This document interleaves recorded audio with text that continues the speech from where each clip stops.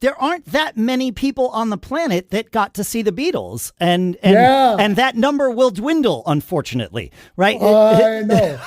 So very true. Anytime I encounter someone who saw the Beatles, I just ask, like, what was it like? Could you hear them? Was there anything? No. Okay. And I've got a great story about that night, too. One that's kind of interesting.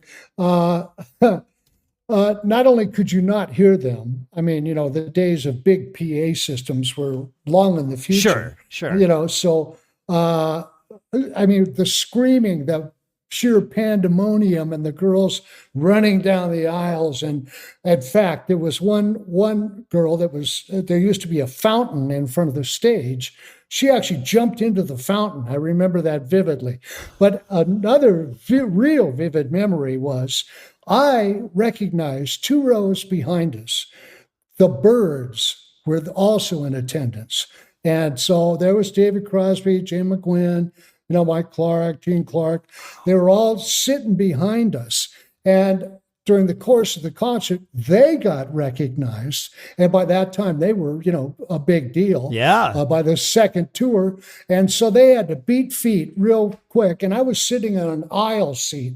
And I'll never forget, Crosby had his cape on and all of that, David Crosby. Yeah. And so they, in their haste to get out of there before they got mobbed, Crosby knocked me out of my seat into the aisle.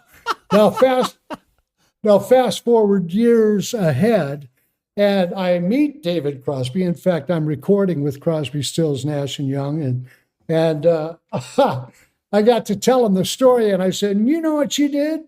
You knocked my ass right out of the seat."